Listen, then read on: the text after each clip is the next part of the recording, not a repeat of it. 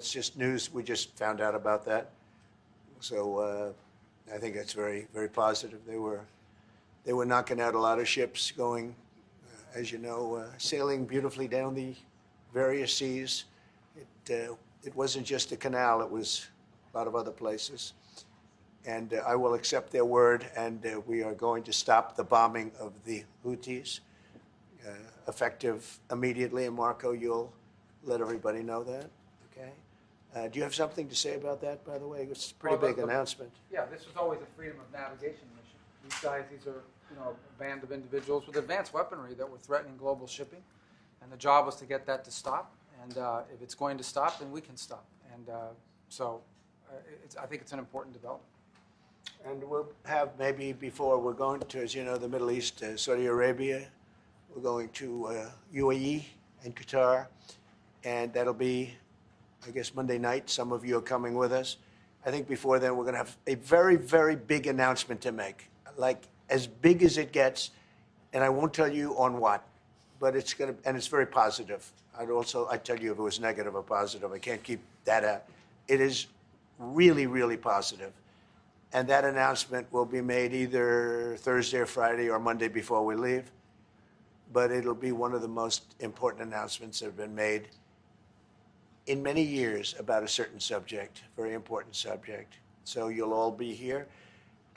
Mark, would you like to say a few words? Well, thank you, Mr. President. I'm on the edge of my seat, actually, for the big announcement. But thank you for your hospitality and above all, for your leadership. You're a transformational president, focus on the economy with a relentless focus on the American worker, securing your borders, ending the scourge of fentanyl and other opioids, and securing the world.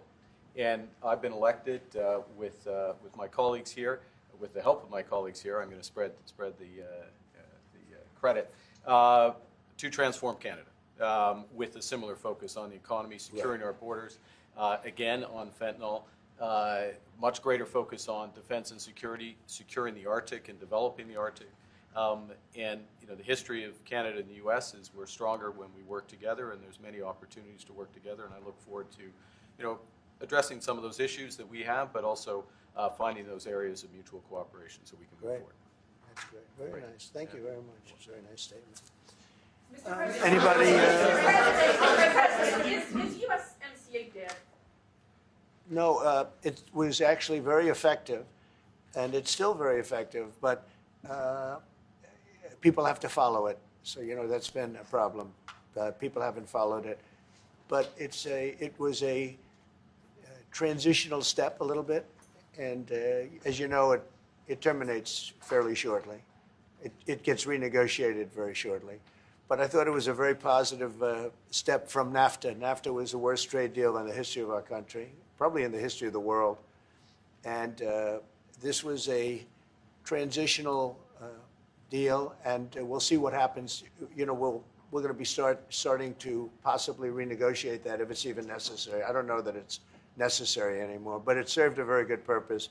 And the biggest purpose it served is we got rid of NAFTA. NAFTA was a very unfair deal for the United States. A very, very terrible deal. It should have never been made. It was made many years ago, but it should have never been made. Canada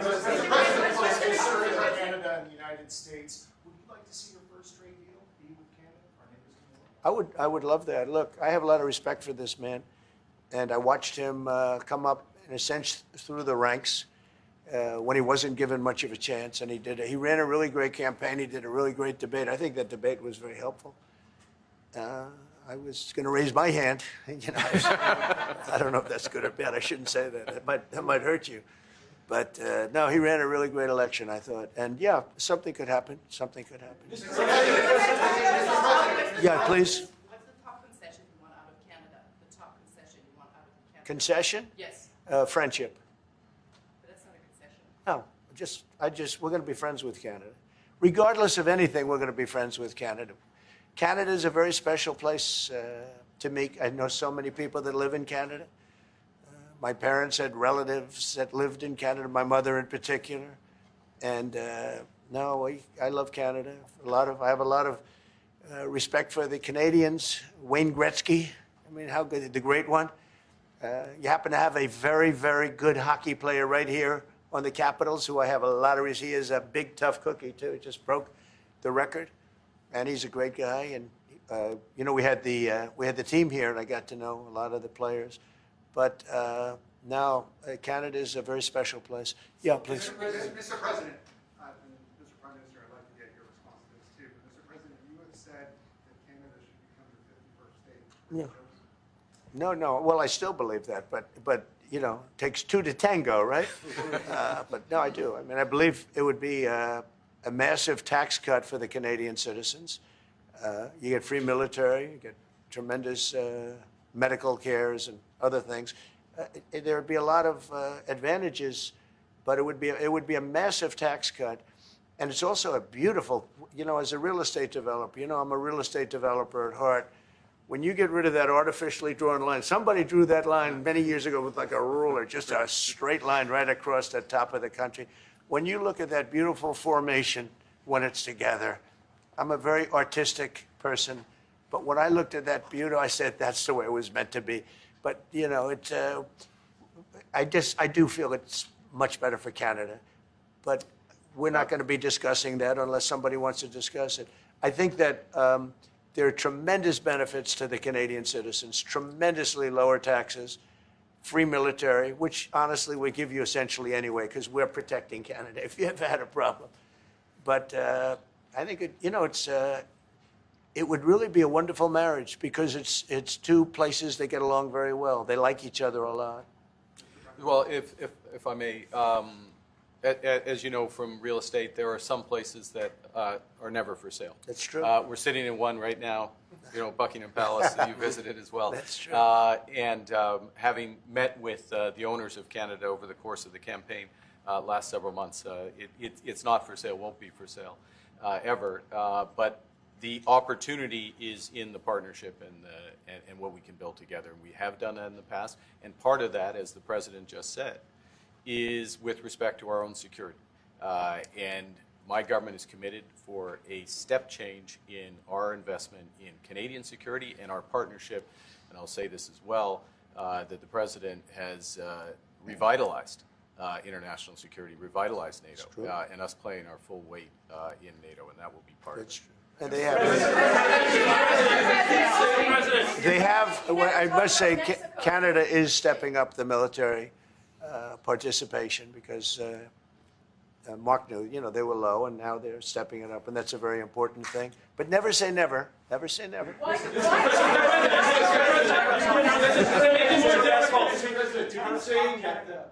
would it take to get the tariffs off of Canada? Well, we'll be talking about different things. Like, we want to protect our automobile business, and so does Mark. But we want to make the automobiles, and we want to, we have a tremendous abundance of energy, more than any country. We have, just in Alaska alone, ANWR has been reopened now. ANWR is probably the largest find anywhere in the world. They say it's larger than Saudi Arabia. I don't know, but it's a lot. But we have tremendous amounts of energy. Other countries don't. We're both lucky in that way. They have energy. We have energy. We have more than we can ever use and more than we could ever sell, actually. And you have the same thing. So we're two countries that are very lucky. If you look at China, they don't have that. It's a big disadvantage. Other countries, most countries don't have. Most countries don't have that. So Canada and us, we have a lot of advantages over other places. Mr. President, when you consider what Mr. Carney just said, that Canada is not for sale, does this make the discussion a little more difficult to start on? No, not at all. No, not at all. No, time will tell. It's only time. But I say never. I've had many, many things that were not doable, and they ended up being doable, and only doable in a very friendly way. But if it's to everybody's benefit, Canada loves us and we love Canada. That's, I think, the number one thing that's important. But we'll see. I mean, over time, we'll see what happens. China. I was hoping you can clarify something. Earlier this morning in Capitol Hill, Secretary Bessent said that there had been no negotiations yet with China. You have said something different. They want to meet, and they're doing no business right now. And those ships are turning around in the Pacific Ocean. Big turn. Those are big ships. Those ships take about 10 miles to turn.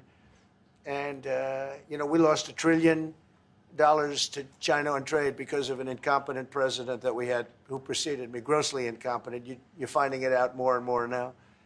And by not trading, we're losing nothing. So we're saving $1 trillion. It's a lot.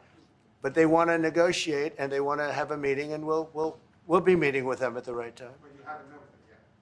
I have not met with them, of course. You would know if I met. I'd tell you. They want to meet, but, we are right now, look, they're suffering greatly. Their economy is suffering greatly because they're not doing trade with the U.S. And they made most of their money off the U.S. Don't kid yourself. They don't make the money off other countries like this. And we had a trade imbalance. We had a deficit, or they had a surplus, another way of saying it, of more than $1 trillion. Think of it, more than $1 trillion. And because of 145%, that's the only reason, but because of they have now 145% tariff, there's no trading. You can't trade with 145%. We are, therefore, making, in a certain way, I guess, $1.1 trillion. In other words, we're not losing $1.1 trillion. Our deficit is much better. When I started, I say we were losing billions of dollars a day on trade. That's rapidly turning around. We looked at numbers this morning. So we were losing, the United States during Biden was losing more than, I won't even give you numbers because they're so embarrassing, but billions of dollars a day on trade. Those numbers are rapidly turning between the tariffs. Don't forget, we're now getting 25% on cars, 25% on aluminum, 25% on steel, and maybe more importantly, massive numbers of companies are moving into the United States. Honda, we have the car companies are moving in at levels we've never seen before. The biggest investment ever made in the United States is being made right now. Trillions of dollars. I would say we could be at $9 trillion. You could go back to other presidents. They haven't had $1 trillion for their entire term. Look at Biden. He had bad numbers. People were leaving. They weren't coming in. They were leaving with Biden, and he didn't know the difference. The only thing he knew is people coming in. You know who they were? Illegal immigrants, okay, from prisons, from mental institutions, from all sorts of places that weren't good, from gangs, from Venezuela. They were coming in, and they were criminals and murderers. 11,888 people that murdered, and at least half of them murdered more than one person. This is what Biden led into our country. I'm bringing in big companies. We have Apple is investing $500 billion. We have Jensen, as you know, is going to be 500 biggest chip maker, or chip thinker, I call him. He's really a thinker more than a maker. But we also have the maker, Mr. Wei. I get to know them all in the last, it was a cram course. But they're all moving into America because of the tariffs. And I don't think people have appreciated it. Some people do. Some of the smart people do. So we have more money coming in. It's really an amazing thing. We have more money being invested in the United States now than at any time ever before in our history, and it's not even close. And I think the real number could be 9 or 10 trillion. We don't know everybody that's doing it. We have many. I just heard about a plant that's being built right now, a very, very top-of-the-line company. And they didn't come to the White House. They're just doing it because they're making it because if they build here, there are no tariffs. And this is the big market. This is the market. That sets us apart from it. This is the market where everyone wants to be. Now, if I didn't come here and do this, all of a sudden we wouldn't be the market where everyone wants to be. So we're able to do it in time. But we're going to have a great announcement. And I'm not necessarily saying it's on trade. Going to the beginning, we're going to have a great announcement over the next few days, an announcement that will be so incredible, so positive. And I'm not saying, I don't want you to think it's necessarily on trade. Just to finish, we also have a situation, because everyone says, when are you going to sign deals? We don't have to sign deals. We could sign 25 deals right now, Howard, if we wanted. We don't have to sign deals. They have to sign deals with us. They want a piece of our market. We don't want a piece of their market. We don't care about their market. They want a piece of our market. So we can just sit down, and I'll do this at some point over the next 2 weeks, and I'll sit with Howard and Scott and with our great vice president, who has done a really good job. We have some good news to report on a lot of fronts. but JD will be there and Marco, and we're going to sit down and we're going to put very fair numbers down, and we're going to say, here's what this country, what we want, and congratulations, we have a deal.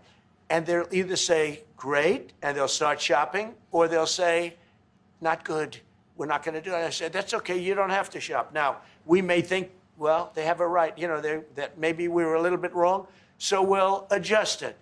And then you people will say, oh, it's so chaotic. No, we're flexible. But we'll sit down and we'll, at some point, in some cases, we'll sign some deals. It's much less important than what I'm talking about. For the most part, we're just going to put down a number and say, this is what you're going to pay to shop. And it's going to be a very fair number. It'll be a low number. We're not looking to hurt countries. We want to help countries. We want to be friendly with countries. But you keep writing about deals, deals. When are we going to sign? When? It's very simple. We're going to say, in some cases, we want you to open up your country. In some cases, we want you to drop your tariffs. I mean, India, as an example, has one of the highest tariffs in the world. We're not going to put up with that. And they've agreed already to drop it. They'll drop it to nothing. They've already agreed. They would have never done that for anybody else but me. So we're going to put down some numbers, and we're going to say our country is open for business. And they're going to come in, and they're going to pay for the privilege of being able to shop in the United States of America. It's very simple. It's very simple. So I wish they'd keep, stop asking, how many deals are you signing this week? Because one day we'll come and we'll give you 100 deals. And they don't have to sign. All they have to do is say, oh, we'll start sending our ships right now to pick up whatever we want or to bring whatever we want. It's very, very simple. And I think my people haven't made it clear.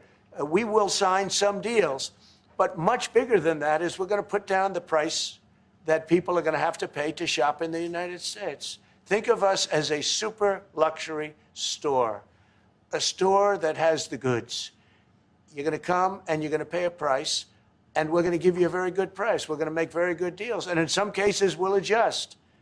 But that's where it is. And we've been ripped off by everybody for 50 years, and we're just not going to do that anymore. We can't do that. And we can't let any country do that to us. We're just not going to do it anymore. On the Houthis,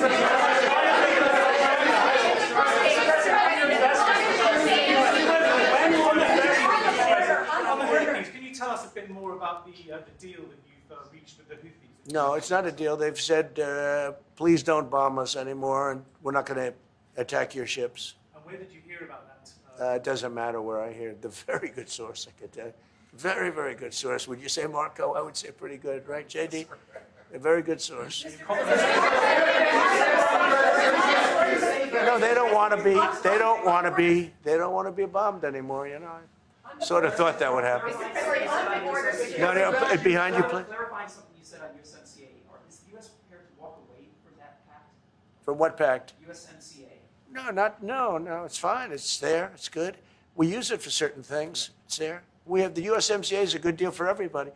I won't say this about Mark, but I didn't like his predecessor. I didn't like a person that worked for. She was terrible, actually. She was a terrible person. And she really hurt that deal very badly because she tried to take advantage of the deal and she didn't get away with it. You know what I'm talking about. But we had a bad relationship having to do with the fact that we disagreed with the way they viewed the deal, and we ended it. We ended that relationship pretty much. The USMCA is great for all countries. It's good for all countries. We do have a negotiation coming up over the next year or so to adjust it or terminate it. Mr. President, I'll say a word on USMCA, if I may, Mr. President. It is a basis for a broader negotiation. Some things about it are going to have to change.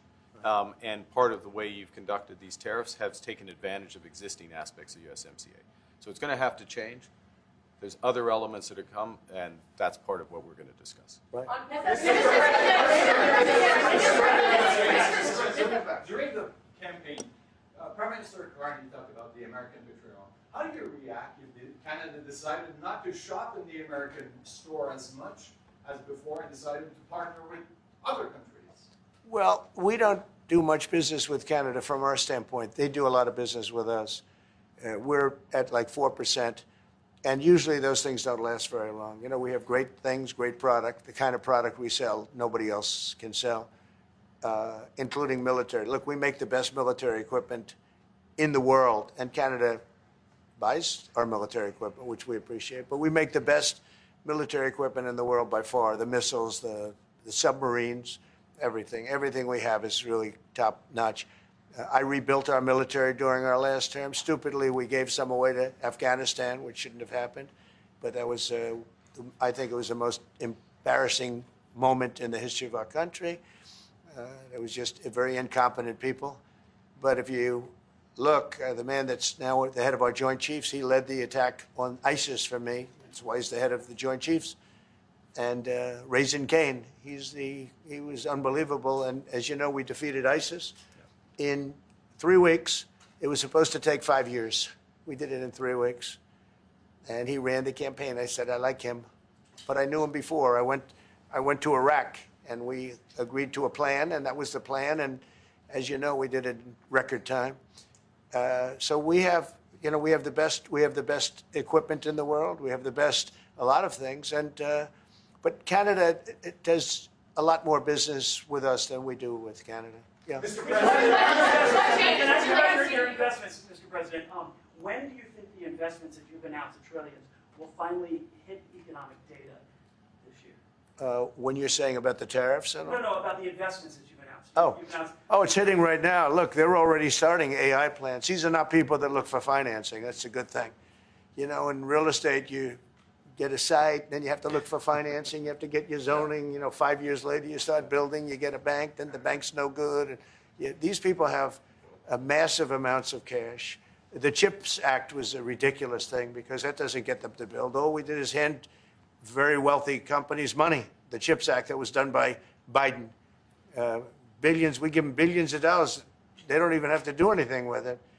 And then if you weren't, if you didn't have, and I don't want to be a wise guy, but if you didn't go with the DEI, if you didn't go with all of the different things, woke, if you weren't woke, you couldn't even use the money. You had to have a certain percentage of this and that and that and that. It's impossible to have. The companies actually complained to me. They said they gave me all this money, but nobody can get these people to do anything. I mean, look, President Obama, and if he wanted help, I'd give him help because I'm a really good builder and I build on time, on budget. He's building his library in Chicago. It's a disaster. And he said something to the effect, I only want DEI, I only want woke. He wants woke people to build it. Well, he got woke people, and they have massive cost overruns. The job is stopped. I don't know. It's a disaster. And I don't like that happening because I think it's bad for the presidency that a thing like that should happen. He's got a library that's a disaster. And he wanted to be very politically correct, and he didn't use good, hard, tough, mean construction workers that I love, Marco. I love those construction workers. But he didn't want construction workers. He wanted people that like never did it before. And he's got a disaster in his hands, like millions of dollars, really many millions of dollars over budget. And I would love to help him with it, or somebody else. I could recommend professionals, but it was not built in a professional manner. By the way, nor was in California a little train going from San Francisco to Los Angeles that's being run by Gavin Newsom, the governor of California. Did you ever hear of Gavin Newsom? He has got, that train is the worst cost overrun I've ever seen. It's like totally out of control. So then they said, all right, we won't go into San Francisco. We'll stop 25 miles short. And we won't go into Los Angeles. We'll stop 25 miles short. It's hundreds of billions of dollars for this stupid project that should have never been built. And then they realized that it would have been a lot less costly if we just gave limousine service back and forth and gave it free. They would have saved hundreds of billions of dollars. They have airplanes that go there for one 1/100th the cost. And they have cars. They have a thing called the highway that goes back and forth that's not fully utilized. And they got involved with this project. And Gavin, you know, I always liked Gavin. I had a good relationship with him. I just got him a lot of water. You know, I sent in people to open up that water because he refused to do it. And we just got them a lot of water. If they would have had that water, and if they would have done what I said to do, they wouldn't have had the fires in Los Angeles. Those fires would have been put out very quickly. But if you think about it, and you got to take a look at this, it's the worst cost overrun I've ever seen. I've watched a lot of stupid people build a lot of stupid things, but that's the worst cost overrun I've ever seen, what's happening between San Francisco and Los Angeles. And you ought to ask about that, because this government is not going to pay. I told our very great new Secretary of Transportation, he's doing a good job, Sean Duffy, I said, we're not going to pay for that thing. They are just, it's out of control. This is something that you don't have things like this. It's not even conceivable.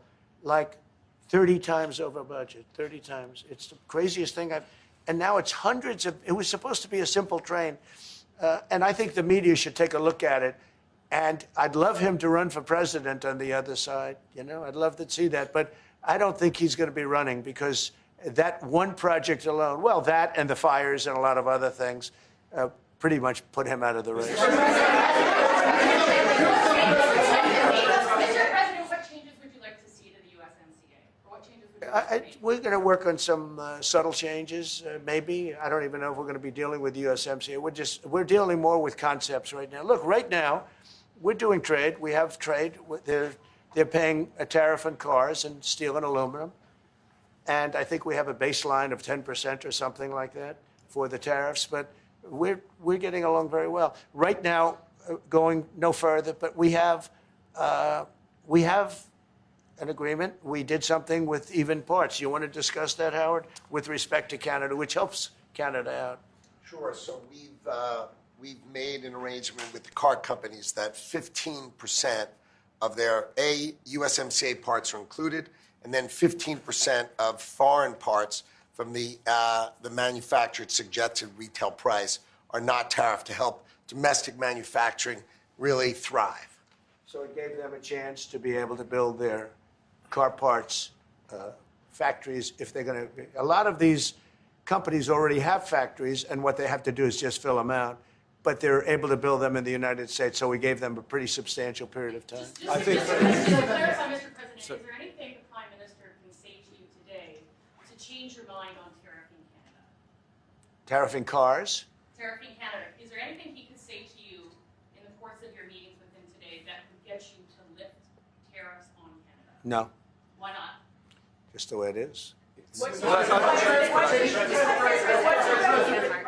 first state? Yeah. If Canadians don't want it, would you respect that? Sure, I would. But this is not necessarily a one-day deal. This is over a period of time they have to make that decision. Yes, go ahead. Yeah, if I may.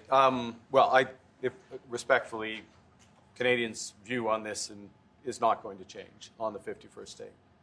Secondly, we are the largest client of the United States in the totality of all the goods. So we are the largest client of the United States. We have a tremendous auto sector between the two of us, and the changes that made have been helpful. 50% of a car that comes from Canada is American. That's not like anywhere else in the world. And to your question about is there one thing? No, this is a bigger discussion.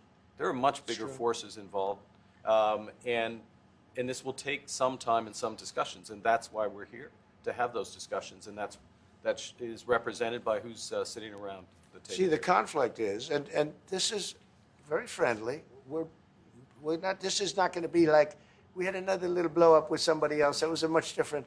This is a very friendly conversation, but we want to make our own cars. We don't really want cars from Canada, and we put tariffs on cars from Canada, and at a certain point, it won't make economic sense for Canada to build those cars. And we don't want steel from Canada because we're making our own steel, and we're having massive steel plants being built right now as we speak. We really don't want Canadian steel, and we don't want Canadian aluminum and various other things because we want to be able to do it ourselves. And we, because of past thinking of people, we have a tremendous deficit with Canada. In other words, they have a surplus with us. And there's no reason for us to be subsidizing Canada. Canada's a place that will have to be able to take care of itself economically. I assume they can. I will tell you that Trudeau, when I spoke to him, I used to call him Governor Trudeau. I think That probably didn't help his election. But when I spoke to him, I said, so why are we taking your cars? Why are we taking we want to make them ourselves. I mean, I said, and if the price of your cars went up, or if we put a tariff on your cars of 25%, what would that mean to you? He said, that would mean the end of Canada. He actually said that to me. And I said, that's a strange answer, but I understand his answer. But no, I mean, it's hard to justify subsidizing Canada to the tune of maybe $200 billion a year. We protect Canada militarily, and we always will. We're going to, that's not a money thing. But we always will. But, it's not fair.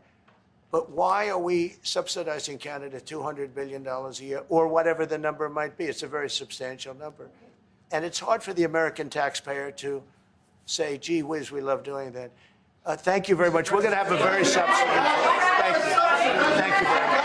Why don't you tell the party governor? Why did you tell the Canada is not contributing 50% of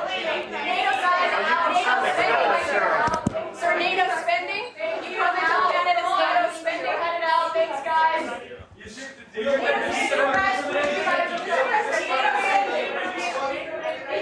Why don't you call Mr. Carney the governor? Why do you call him prime minister? Thanks guys, we're out. Are you going to the World Cup? Thank you. Are you going to go to the World Cup games? Thanks guys, keep going. I'm just waiting for my pen. Thank you. Sorry. Go ahead, Rudy. Thank you. Thank you.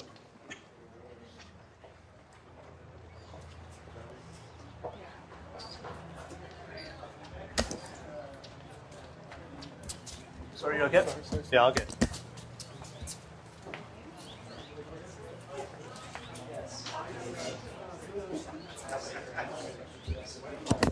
All right.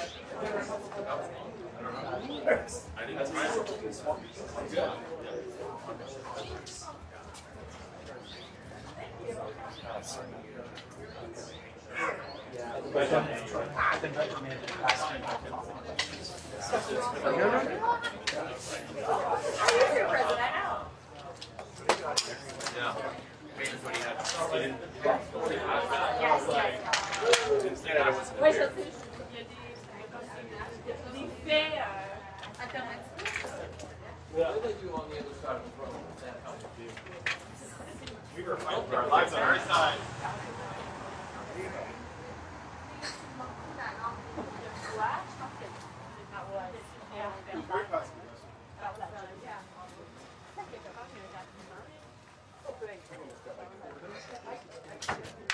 Good job, brother. Bye.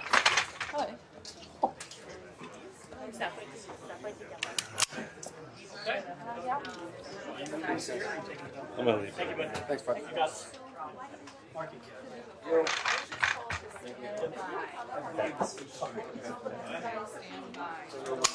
Any no issues with the live view? You good, Steve? Oh, Joe? Oh, yeah.